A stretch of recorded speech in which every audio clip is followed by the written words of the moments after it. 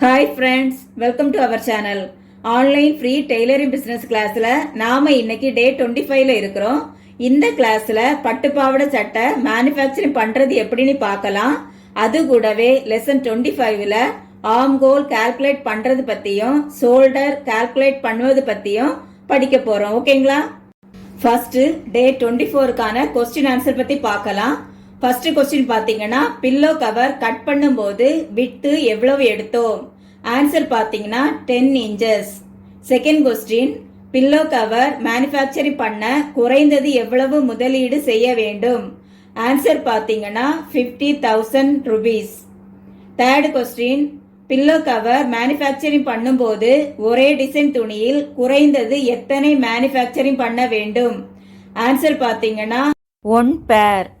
Fourth question, இது என்றாலே international business, அது எது? ஆன்சர் பாத்தீங்கன்னா import and export. Fifth question, import and export பண்ண எத்தனை விதமான லைசன்ஸ்கள் தேவை? ஆன்சர் பாத்தீங்கன்னா 7 types. இந்த டெஸ்ட்ல ஃபர்ஸ்ட் ஆன்சர் பதிவு பண்ணவங்க பாத்தீங்கன்னா ரோல் நம்பர் 339 சென்னையில இருந்து சிரீன். செகண்ட் ஆன்சர் பதிவு பண்ணவங்க ரோல் நம்பர் 543 சேலத்தில இருந்து தனபிரியா. தேர்ட் ஆன்சர் பதிவு பண்ணவங்க ரோல் நம்பர் 661 பாண்டிச்சேரியிலிருந்து ஆனந்தி. இந்த 3 பேருக்கும் என்னுடைய வாழ்த்துக்கள். ஓகேங்களா? அடுத்தது நாம லெசன் 25ல ஷோல்டர் கால்குலேட் பண்ணுவது பத்தியும் ஆர்ம் கோல் கால்குலேட் பண்ணுவது பத்தியும் படிக்கலாம். ஃபர்ஸ்ட் ஷோல்டர் பத்தி பார்க்கலாம். பாருங்க, ஒரு கஸ்டமருடைய ஃபுல் ஷோல்டர் அளவு 15 இன்ச்சு.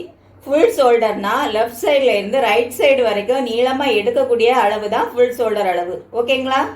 ஷோல்டருக்கான ஃபார்முலா பாத்தீங்கன்னா ஷோல்டர் டிவைடட் பை 2. ஷோல்டர் அளவு எவ்வளவு? 15 இன்ச்சு. டிவைட் பை 2 எவ்வளவு பாருங்க, 7.5 இன்ச்சு. அப்போ நாம இந்த ட்ரெஸ்ல கட் பண்ணும்போது ஷோல்டர் அளவு எவ்வளவு எடுக்கணும்? 7.5 இன்ச்சு மெஷர்மெண்ட் எடுக்கணும். ஓகேங்களா? பாருங்க, இதே ஷோல்டர் அளவை பின்கழுத்து குறைவா எடுக்கிற ட்ரெஸ்களுக்கு மட்டும் இதே ஃபார்முலாவில் இதே ஷோல்டர் அளவை நம்ம எடுக்கணும். ஒருவேளை நீங்க பிளவுஸ் தைக்கிறீங்க, சாரிக்கான பிளவுஸ் தைக்கும் போது பின்கழுத்து அதிகமா எடுப்போம், பின்கழுத்துடைய டெப்த் அதிகமா எடுப்போம். டெப்த் அதிகமா எடுக்கும் போது இந்த ஷோல்டர் அளவு குறையும். ஏன் ஷோல்டர் அளவு குறையும்னு பாத்தீங்கன்னா, இந்த கழுத்துக்கு நம்ம அளவு எடுக்கிறோம் இல்லையா, பின்கழுத்து அளவு எடுக்கிறோம் இல்லையா, அந்த கழுத்து நமக்கு கொஞ்சமா விரிஞ்சு கொடுக்கும். அப்படி விரிஞ்சு கொடுக்கும்போது கழுத்து டப்டா எடுக்கும்போது கழுத்தினுடைய ஷோல்டர் சைட்ல விரிஞ்சு கொடுக்கும். அப்படி விரிஞ்சு கொடுக்கறதுனால நாம ஷோல்டர் அளவை குறைவா எடுக்கணும். ஓகேங்களா? ஃபார் எக்ஸாம்பிளுக்கு நெக்கினுடைய அதாவது பின்கழுத்தினுடைய உயரம் 9 இன்ச்சு எடுத்திருக்கதாட்டு நான் எக்ஸாம்பிளுக்கு எடுத்திருக்கேன். 9 இன்ச்சு பின்கழுத்து உயரம் 9 இன்ச்சு. இந்த மாதிரி 9 இன்ச்சு எடுக்கும்போது ஷோல்டருக்கு ஒரு ஃபார்முலா இருக்கு. ஷோல்டர் கண்டுபிடிக்கிறதுக்கு ஒரு ஃபார்முலா இருக்கு. அந்த ஃபார்முலா பாருங்க, neck length minus 1 inch into 1/4 inch. இதுதான் அதனுடைய ஃபார்முலா. நெக் லென்த் எவ்வளவு? 9 inch minus 1 into 1/4 inch. 9 minus 1 எவ்வளவு? 8 இன்ச்சு இன்டு 1/4 இன்ச்சு. டோட்டல் எவ்வளவு வருது? 2 இன்ச்சு வருது. இந்த 2 இன்ச்சை நம்ம ஷோல்டர் எடுத்துருக்கலாம்ல 7.5 இன்ச்சு, 7.5 இன்ச்சால மைனஸ் பண்ணணும். 7.5 இன்ச்சில் மைனஸ் பண்ணும்போது எவ்வளவு வரும்? 5.5 இன்ச்சு வரும். 5.5 இன்ச்சில் நம்ம பாருங்க, இதுல நம்ம ஷோல்டருக்கு 5.5 இன்ச்சு எடுக்கணும். ஆனா இந்த நெக் வருது இல்லையா, நெக்ல ஒரு தையல் வரும், இங்க ஒரு தையல் வரும். அப்போ இங்க தையலுக்கு 1/2 இன்ச்சு, இங்க ஒரு 1/2 இன்ச்சு தையலுக்காக நம்ம பிளஸ் பண்ணணும். அப்போ 5.5 inch plus 1 inch equal to எவ்வளவு வரும்? 6.5 இன்ச்சு ஷோல்டர் எடுக்கணும். பிளவுஸுக்கு எவ்வளவு எடுக்கணும்? Shoulder 6.5 inch. சாரி, பிளவுஸுக்கு 6.5 இன்ச்சு எடுக்கணும். பின்கழுத்து 9 இன்ச்சு எடுக்கும் போது பிளவுஸினுடைய ஷோல்டர் எவ்வளவு வருது பாருங்க, 6.5 இன்ச்சு வருது. ஓகேங்களா? இந்த மாதிரி நீங்க கண்டுபிடிக்கணும். இந்த ஃபார்முலாவில் பாருங்க, நெக்ல இருந்து மைனஸ் 1 இன்ச்சு. இந்த மைனஸ் 1 இன்ச்சு எதை நம்ம மைனஸ் பண்ணிருக்கோம்னு பாத்தீங்கன்னா, நாம ஷோல்டர் ஜாயின் பண்ணும்போது லெஃப்ட் சைடும் ரைட் சைடும் 1/2 இன்ச்சு 1/2 இன்ச்சு மைனஸ் ஆகும். பின்கழுத்துல 1/2 இன்ச்சு 1/2 இன்ச்சு மைனஸ் ஆகும். அதை தான் இதுல 1 இன்ச்சு மைனஸ் பண்ணிருக்கு. ஓகேங்களா? இப்படி நம்ம புரிஞ்சுக்கிட்டு நாம கட் பண்ணும்போது அந்த பிளவுஸோ அல்லது அந்த சுடிதாரோ அல்லது அந்த ட்ரெஸ்ஸோ பெர்ஃபெக்டா வரும். ஓகேங்களா? அடுத்தது வெறும் மார்பு சுற்றளவு வச்சுட்டு எப்படி ஷோல்டர் கால்குலேட் பண்றது, எப்படி ஆம்கோல் கால்குலேட் பண்றது அப்படிங்கறத பார்க்கலாம். என்னுடைய கஸ்டமருடைய மார்பு சுற்றளவு பாத்தீங்கன்னா 42 இன்ச்சு. இந்த 42 இன்ச்சை வச்சுட்டு எப்படி ஷோல்டர் கால்குலேட் பண்றது அப்படிங்கறத பார்க்கலாம். ஷோல்டர் கால்குலேட் பண்றதுக்கான ஃபார்முலா பாத்தீங்கன்னா மார்பு சுற்றளவு டிவைடட் பை 8. மார்பு சுற்றளவு எவ்வளவு? 42 இன்ச்சு டிவைட் பை 8 எவ்வளவு வரும்? 5.25 இன்ச்சு வரும். 5.25 inch plus 1 inch equal to 6.25 inch வரும். 6.25 இன்ச்சு தான் நாம ஷோல்டர் எடுக்கணும். இந்த 1 இன்ச்சு எப்படி வந்தது பாருங்க. நாம கழுத்து தைக்கும் போது ஷோல்டர்ல கழுத்து தைக்கும் போது ஒரு 1/2 இன்ச்சு மைனஸ் ஆகும். இங்க பாருங்க கை தைக்கும் போது ஒரு 1/2 இன்ச்சு மைனஸ் ஆகும். அதனாலதான் இந்த 1 இன்ச்சை கூட்டி இருக்கு. டோட்டல் அப்ப எவ்வளவு? 6.25 இன்ச்சு. இது வந்து பிளவுஸுக்கான ஷோல்டர் அளவு. ஒருவேளை நீங்க சுடிதாரு அல்லது லாங் பிளவுஸுக்கு இந்த அளவை நீங்க எடுக்க கூடாது. இது கூட ஒரு இன்ச்சை கூட்டிக்கிடணும். ஓகேங்களா? இது கூட 1 இன்ச்சை கூட்டிட்டு தான் எடுக்கணும். இது பிளவுஸுக்கான அளவு. பாருங்க இந்த 42க்கு மேல 2 1 போட்டிருக்கேன் பாருங்க. இதுதான் இன்ச்சஸ்க்கான சிம்பல். ஓகேங்களா? இது தெரியாதவங்களுக்காக தான் நான் சொல்லி தரேன். இது வந்து இன்ச்சஸ்க்கான சிம்பல் தான் இந்த 2 1 போடுறது. ஓகேங்களா? அடுத்தது ஆம்கோல் ஹைட் பத்தி பார்க்கலாம். அதற்கான ஃபார்முலா என்னன்னு பாத்தீங்கன்னா மார்பு சுற்றளவு டிவைடட் பை 6. மார்பு சுற்றளவு எவ்வளவு? 42 இன்ச்சு. 42 இன்ச்சு டிவைட் பை 6 எவ்வளவு வரும்? 7 இன்ச்சு வரும். அப்போ நாம ஆம்கோல் உயரம் எவ்வளவு எடுக்கணும்? 7 இன்ச்சு எடுக்கணும். ஓகேங்களா? அடுத்து பாருங்க செஸ்ட் அளவு எவ்வளவு எடுக்கணும் பார்க்கலாம். அதுக்கு ஒரு ஃபார்முலா இருக்கு. மார்பு சுற்றளவு டிவைடட் பை 4. மார்பு சுற்றளவு எவ்வளவு? 42 இன்ச்சு டிவைட் பை 4 எவ்வளவு வரும்? 10.5 இன்ச்சு வரும். 10.5 இன்ச்சு பிளஸ் 1 எடுக்கணும். ஈக்குவல் டு 11.5 இன்ச்சு வரும். பாருங்க அப்ப நாம செஸ்ட் அளவு இதுல இருந்து இது வரைக்கும் 11.5 இன்ச்சு எடுக்கணும். ஓகேங்களா? இந்த ஃபார்முலா படி நமக்கு செஸ்ட் அளவு 11.5 இன்ச்சு வருது. 11.5 இன்ச்சு இது வரைக்கும் தான். பாருங்க இது வரைக்கும் தான் 11.5 இன்ச்சு. அதுக்கு மேல நம்ம தையலுக்கு எவ்வளவு விடணுமோ 1 இன்ச்சு விடணுமா, 1.5 இன்ச்சு விடணுமா, 2 இன்ச்சு விடணுமா, அந்த தையல் அளவு எடுத்துக்கிடணும். சீம் அலவன்ஸ் அதுக்கப்புறமா எடுத்துக்கிடணும். ஓகேங்களா? இந்த 1 இன்ச்சு எதுக்கு வருது அப்படிங்கறத பார்க்கலாம். இப்ப பாருங்க நம்ம வந்து மார்பு சுற்றளவு எடுக்கும் போது அதே அளவுல நம்ம தச்சு போட்டோம்னா ரொம்ப ஃபிட்டா இருக்கும். அந்த அளவுக்கு ஃபிட்டா போடுறவங்க வெளிநாட்டுல தான் இருக்கிறாங்க. வெளிநாட்டுல இருக்கிறவங்க தான் அந்த மாதிரி ஃபிட்டா போடுவாங்க. அதனால அதே அளவு நமக்கு தச்சு கொடுக்கணும். ஆனா நம்ம நாட்டுல இருக்கிறவங்க கொஞ்சம் லூஸா தான் போடுவாங்க. அதனாலதான் இந்த 1 இன்ச்சு பிளஸ் பண்ணணும். ஓகேங்களா? நமக்கு ஃபார்முலா படி ஜஸ்ட் அளவு எவ்வளவு வந்திருக்கு? 11.5 இன்ச்சு பிளஸ் சீம் அலவன்ஸ் எடுக்கணும். 11.5 இன்ச்சு இதுல இருந்து இது வரைக்கும் 11.5 இன்ச்சு. அதுக்கு அப்புறமா தையலுக்கு தேவையான அளவு நம்ம எடுத்துக்கிடணும். ஓகேங்களா? அடுத்தது ஆம்கோல் கர்வ் எப்படி எடுக்குது அப்படிங்கறத பார்க்கலாம். அதற்கான ஃபார்முலா பாத்தீங்கன்னா மார்பு சுற்றளவு டிவைட் பை 24. மார்பு சுற்றளவு எவ்வளவு? 42 இன்ச்சு டிவைட் பை 24 எவ்வளவு வரும்? 1.25 இன்ச்சு வரும். இந்த 1.25 இன்ச்சை நம்ம பாருங்க இதுல இருந்து இப்படி ஒரு லைன் போட்டா இதுல மார்க் பண்ணணும். பாருங்க இந்த ஆம்கோல் உயரம் 7 இன்ச்சு எடுத்திருக்கோம். இதுல இருந்து சென்டர்ல ஒரு லைன் போடும்போது இதுல இருந்து உள்ள அளவு தான் நம்ம இப்ப எடுத்தது 1.25 இன்ச்சு. ஒவ்வொரு அளவுக்கும் இது வித்தியாசமாகும். 1.25 இன்ச்சு 1.5 இன்ச்சு அந்த மாதிரி வரும். இவங்க அளவுப்படி 1.25 இன்ச்சு வருது. பாருங்க இந்த அளவு 1.25 இன்ச்சு எடுத்துக்கிடணும். எடுத்துட்டு இங்க இருந்து பாருங்க ஆம்கோல் உயரம் எவ்வளவு எடுத்திருக்கோம்? 7 இன்ச்சு எடுத்திருக்கோம். 7 இன்ச்சுல பாதி 3.5 இன்ச்சு எடுத்துக்கிடணும். இங்க வந்து மார்பு சுற்றளவு 11.5 இன்ச்சு எடுத்திருக்கோம். பாருங்க 11.5 இன்ச்சு எடுத்திருக்கோம். இந்த மாதிரி இந்த 3 பாயிண்டையும் வச்சு வளைவா இதை வரையணும். ஆம்கோல் வளைவு வரையணும். எந்த பாயிண்ட் எல்லாம் பாருங்க ஆம்கோல் உயரம் 7 இன்ச்சு எடுத்திருக்கோம். அதுல இருந்து பாதி எடுத்துக்கிடணும். அதை மார்க் பண்ணிக்கிடணும். அடுத்தது மார்பு சுற்றளவு எடுத்திருக்கோம் 11.5 இன்ச்சு. அடுத்தது இந்த சென்டர்ல என்ன எடுத்திருக்கோம்? ஆம்கோல் கர்வுக்கு ஒரு பாயிண்ட் எடுத்திருக்கோம் இல்லையா 1.25 இன்ச்சு. அதை மார்க் பண்ணிட்டு அந்த பாயிண்ட்ல இருந்து இந்த 3ஐயும் ஜாயின் பண்ணணும். இந்த 3ஐயும் ஜாயின் பண்ணும்போது நமக்கு கரெக்டா வரும். ஓகேங்களா? ஒருவேளை நீங்க டிராயிங் எல்லாம் நல்லா வரையதா இருந்தா கரெக்டா இந்த மாதிரி அந்த வளைவெல்லாம் வந்துடும். இப்ப நான்லாம் இந்த அளவு எடுக்க மாட்டேன். ஆனா எனக்கு இந்த வளைவெல்லாம் எனக்கு கரெக்டா வந்துடும். அந்த மாதிரி நீங்க போக போக பழகிடுவீங்க. ஃபர்ஸ்ட் நீங்க இந்த மாதிரி அளவு எடுத்து மெஷர்மெண்ட் எடுத்து இந்த பாயிண்ட கண்டுபிடிச்சு வரைங்க. ஓகேங்களா? அது போக போக இந்த வளைவு நீங்க ஆட்டோமேட்டிக்கா வரைஞ்சிருவீங்க. பாருங்க இந்த கஸ்டமருடைய ஆம்கோல் சுற்றளவு 20 இன்ச்சு. 20 இன்ச்சுனா நமக்கு இதுல எவ்வளவு வரணும்? 10 இன்ச்சு வரணும்.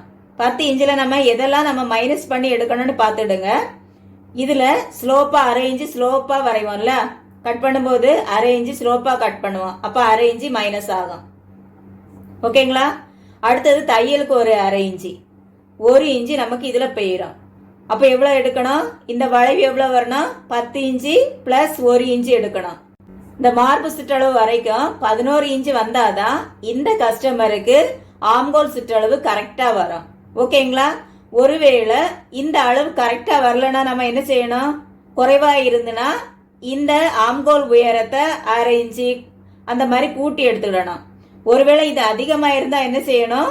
இதை கம்மி பண்ணி எடுத்துக்கிடணும். ஓகேங்களா? இதை அரை இன்ச்சு கம்மி பண்ணி ட்ரை பண்ணி பார்க்கணும். இந்த மாதிரி உங்க கஸ்டமருக்கு நீங்க செக் பண்ணி ஆம்கோல் உயரம் ஆம்கோல் சுற்றளவுலாம் செக் பண்ணி கரெக்டா எடுங்க. ஓகேங்களா? நம்ம ஸ்டூடெண்ட்ஸ்ல ஒருத்தங்க ஆம்கோல் பத்தியெல்லாம் கொஸ்டின் கேட்டிருந்தீங்க. இன்னைக்கு உங்களுக்கு நல்லா புரிஞ்சிருக்கும்னு நான் நம்புறேன். ஒருவேளை உங்களுக்கு டவுட் இருந்தா எனக்கு கமெண்ட் பண்ணுங்க. ஓகேங்களா?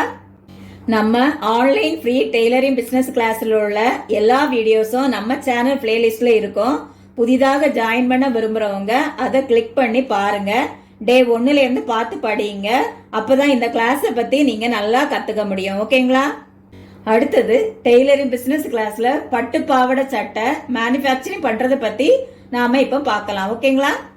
பெண் குழந்தைகளுக்கு எத்தனை விதமான மாடல்கள்ல ஃப்ராக் இருந்தாலும் விதவிதமான பார்ட்டிவேர் வந்தாலும் பட்டு பாவாடை சட்டை என்பது இன்னைக்கும் தனித்துவமானது. பட்டு பாவாடை சட்டை என்பது ஒரு பாரம்பரியமான ட்ரெஸ். அதனால மேரேஜ் ஃபங்க்ஷன், திருவிழாக்கள் மற்றும் முக்கியமான ஃபங்க்ஷன்ல எல்லாம் பட்டு பாவாடை சட்டை அணிவது மிகவும் இயல்பான காரியம். இந்த மாதிரி பட்ட முக்கியம் வாய்ந்த ட்ரெஸ்ஸை தான் நீங்க இன்னைக்கு எப்படி மேனுஃபேக்சரிங் பண்ணலாம்னு பார்க்க போறீங்க. அதை நான் உங்களுக்கு 10 பாயிண்டா சொல்லி கொடுக்க போறேன். ஓகேங்களா? ஒன்னாவது பாத்தீங்கன்னா பட்டு பாவாடை சட்டை மேனுஃபேக்சரிங் பண்ண ஃபர்ஸ்ட் அதை உங்களுக்கு கட் பண்ணி தைக்க தெரிஞ்சிருக்கணும். அதை கட் பண்ணுவது எப்படி, தைக்கிறது எப்படி, இந்த மாதிரி வீடியோஸ் எல்லாம் நான் ஏற்கனவே நம்ம சேனல்ல அப்லோட் பண்ணியாச்சு. அந்த பிளேலிஸ்ட் லிங்க இந்த வீடியோ கீழே உள்ள டிஸ்கிரிப்ஷன்ல கொடுக்குறேன். அதை பார்த்து ஃபர்ஸ்ட் நல்லா படிச்சிடுங்க. ஓகேங்களா? ரெண்டாவது, எந்த வயது உள்ளவங்களுக்கு இதை மேனுஃபேக்சரிங் பண்ணலாம்னு பார்த்தா 1 வயது முதல் டீனேஜ் வரை உள்ளவங்களுக்காக பட்டு பாவாடை சட்டை நீங்க மேனுஃபேக்சரிங் பண்ணலாம். ஓகேங்களா? மூணாவது, பட்டு பாவாடை சட்டைன்னு சொன்ன உடனே பட்டு சாரி வாங்கி அதை கட் பண்ணி தச்சு கொடுக்கறதுன்னு நினைக்க வேண்டாம். ஒவ்வொரு வயது குழந்தைகளுக்கும் தனித்தனியான அளவுகள்ல பட்டு பாவாடை சட்டைக்கான மெட்டீரியல்ஸ் கிடைக்கும். அதை மொத்த விலைக்கு வாங்கி அந்தந்த வயது குழந்தைகளுக்கு நீங்க மேனுஃபேக்சரிங் பண்ணணும். ஓகேங்களா? நாலாவது, பட்டு என்றாலே விலை அதிகமாக இருக்கும். அதே போலதான் பட்டு பாவாடை சட்டைக்கான விலையும் இருக்கும். அப்போ எவ்வளவு பணம் முதலீடு பண்ண வேண்டி வரும்னு பாத்தீங்கன்னா, இந்த பட்டு பாவாடை சட்டை மெட்டீரியல்ஸ் மட்டும் வாங்க குறைந்தது 1 லட்சம் ரூபாய் முதலீடு செய்ய வேண்டும். நீங்க 1 வயது குழந்தைக்கான மெட்டீரியல்ஸ் வாங்க குறைந்தது 500 ரூபாய் கொடுக்க வேண்டி வரும். வயது கூட கூட மெட்டீரியல்ஸின் அளவுகளும் கூடும். அதனால விலையும் கூடும். நீங்க 1 லட்சம் ரூபாய் மெட்டீரியல்ஸ்க்காக முதலீடு பண்ணும்போது சராசரியாக ஒரு 100 பட்டு பாவாடை சட்டை உங்களால மேனுஃபேக்சரிங் பண்ண முடியும். அது கூடவே மெஷினரி ஐட்டம்ஸ், நூல், லேஸ், ஹூக்ஸ் இதெல்லாம் ஏற்கனவே உங்ககிட்ட இருந்தா அதற்காக நீங்க முதலீடு செய்ய தேவையில்லை. ஆனா உங்ககிட்ட இதெல்லாம் இல்லைன்னா நீங்க அதுக்காகவும் முதலீடு செய்ய வேண்டி வரும். ஓகேங்களா? அஞ்சாவது, டேக் பத்தி பார்க்கும்போது company tag, size tag, price tag எல்லாமே வேணும். இந்த மாதிரி டேக் எல்லாம் வச்சு தைக்கும் போதுதான் உங்க கம்பெனி பத்தி மக்களுக்கு தெரிய வரும். அதன் மூலம் உங்க பிசினஸ் மேலும் மேலும் வளர வாய்ப்புள்ளது. மறக்காம மேட் இன் இந்தியா டேகையும் பயன்படுத்துங்க. ஓகேங்களா? ஆறாவது, மெட்டீரியல்ஸ் எல்லாம் வாங்கின பிறகு 1 வாரம் நீங்க மேனுஃபேக்சரிங் பண்ண வேண்டிய அளவுகள் எல்லாம் ஃபர்ஸ்ட் ரெடி பண்ணுங்க. பேட்டர்ன் தேவைப்பட்டா அதையும் கட் பண்ணி ரெடியாக வச்சுக்கோங்க. ஃபர்ஸ்ட் அளவு 1 வயதுல இருந்து 2 வயது வரை எடுத்துக்கோங்க. அடுத்து 2ல இருந்து 4, 4ல இருந்து 6, 6ல இருந்து 8, 8ல இருந்து 10, 10ல இருந்து 12, 12ல இருந்து 14, 14ல இருந்து 16, 16ல இருந்து 18 இந்த மாதிரி அளவுகளை நீங்க ரெடி பண்ணிடுங்க. அதுக்காக 1 வாரம் எடுத்துக்கோங்க. ஓகேங்களா? ஏழாவது, பட்டு பாவாடை சட்டை மேனுஃபேக்சரிங் பண்ண 2வது வாரம் முதல் ஸ்டார்ட் பண்ணுங்க. 2வது வாரத்துல நீங்க ஸ்டிச் பண்ணி முடிக்கிற எல்லாத்துக்கும் ஹூக் வைக்கணும்னா அதையும் வச்சுட்டு நீட்டா அயன் பண்ணி ஃபோல்ட் பண்ணி வச்சிடுங்க. பிரைஸ் டேக்ல பிரைஸ் எல்லாம் ஒட்டி வச்சிடுங்க. ஓகேங்களா? 8வது பாயிண்ட், நீங்க 3வது வாரம் முதல் மேனுஃபேக்சரிங் பண்ணி ரெடியா வச்சிருக்கிற எல்லாத்தையும் விற்பனை பண்ண கொண்டு போங்க. நீங்க நம்ம டெய்லரிங் பிசினஸ் கிளாஸ்ல கத்துக்கிட்ட எல்லா மார்க்கெட்டிங் மெத்தடையும் ஃபாலோ பண்ணுங்க. ஓகேங்களா? 9வது அக்கவுண்ட்ஸ் எல்லாம் சரியா எழுதிட்டு வாங்க. அதே போல மெட்டீரியல்ஸ்க்கான கோட் நம்பரும் ட்ரெஸ்ஸுக்கான கோட் நம்பரும் ப்ரிப்பேர் பண்ணுங்க. அப்பதான் உங்க ஸ்டாக்ல என்ன இருக்குது, என்ன விற்பனை ஆயிருக்கு என்பதெல்லாம் உங்களுக்கு தெரிய வரும். ஓகேங்களா? 10வது நீங்க மெட்டீரியல்ஸ்க்காக 1 லட்சம் ரூபாய் முதலீடு பண்ணினீங்க. இப்போ நீங்க மேனுஃபேக்சரிங் பண்ணி விற்பனை பண்ண ஆரம்பிச்சாச்சு. அடுத்த என்ன செய்யணும்? உங்களுக்கு விற்பனை ஆக ஆக நீங்க மெட்டீரியல்ஸை மறுபடி வாங்கணும். உங்க விற்பனையில லாபத்தை மட்டும் நீங்க எடுத்துட்டு முதலீட உங்க பிசினஸ்ல எப்பவுமே இருக்கணும். அதை வச்சுதான் நீங்க திரும்பவும் மெட்டீரியல்ஸ் வாங்கிட்டே இருக்கணும். நீங்க மெட்டீரியல்ஸ் வாங்கணும், அதை மேனுஃபேக்சரிங் பண்ணணும், பிறகு விற்பனை செய்யணும். இந்த மாதிரி உங்க ஒர்க் போயிட்டே இருக்கணும். ஓகேங்களா? இன்னைக்கு நீங்க பட்டுப்பாவாடை சட்டை மேனுஃபேக்சரிங் பண்றதை பத்தி படிச்சீங்க. இந்த ட்ரெஸ் மேனுஃபேக்சரிங் பண்ண யாருக்கெல்லாம் இன்ட்ரெஸ்ட் இருக்கோ அவங்க உடனே ஸ்டார்ட் பண்ணலாம். ஓகேங்களா? உங்களுக்கு பிசினஸ் தொடங்க ஆலோசனை வேணுமா, அல்லது உங்க பிசினஸ்ல டெவலப் பண்ணணுமா, என்ன இந்த வாட்ஸ்அப் நம்பருக்கு பர்சனலா கான்டாக்ட் பண்ணுங்க. ஓகேங்களா? இப்போ நம்ம இன்னைய கிளாஸுக்கான எண்டுக்கு வந்துட்டோம். உங்களுக்கான கொஸ்டின்ஸ் இதோ. ஃபர்ஸ்ட் கொஸ்டின் பாத்தீங்கன்னா, ஃபுல் ஷோல்டர் அளவை வைத்து ஷோல்டர் கட் பண்ண எத்தனை இன்ச்சஸ் கண்டுபிடித்தோம்? செகண்ட் கொஸ்டின், டீப் நெக்கின் லென்த் எவ்வளவு என்று சொன்னேன். தேர்ட் கொஸ்டின், மார்பு சுற்றளவை வைத்து ஆம்ஹோல் ஹைட் எவ்வளவு கண்டுபிடித்தோம்? ஃபோர்த் கொஸ்டின், பட்டு பாவாடை சட்டை என்பது ஒரு பாரம்பரியமான ட்ரெஸ். இது சரியா அல்லது தவறா? ஃபிஃப்த் கொஸ்டின், பட்டு பாவாடை சட்டை மேனுஃபேக்சரிங் பண்ண எவ்வளவு முதலீடு பண்ண வேண்டும் என சொன்னேன். இந்த வீடியோ உங்களுக்கு பிடிச்சிருந்தா ஒரு லைக் பண்ணுங்க. இது வரைக்கும் சப்ஸ்கிரைப் பண்ணலன்னா உடனே சப்ஸ்கிரைப் பண்ணிருங்க. இந்த வீடியோவை உங்க ஃப்ரெண்ட்ஸ் சர்க்கிள்கிட்ட ஷேர் பண்ணுங்க. தேங்க்யூ ஃபார் வாட்சிங்.